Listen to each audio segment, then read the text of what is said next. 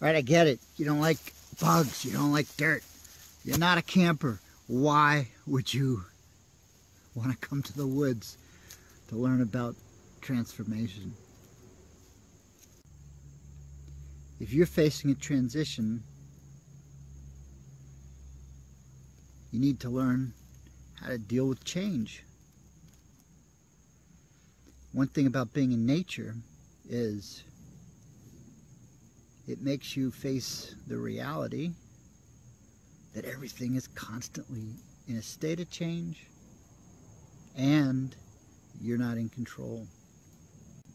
And that's why at the center of all the ancient practices to help people go through transition is a threshold experience.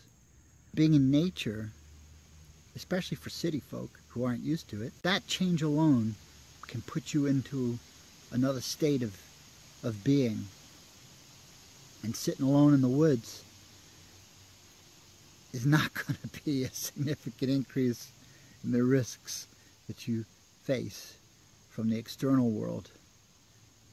But it, for some reason, helps to focus. Only distraction is life, which is all around us.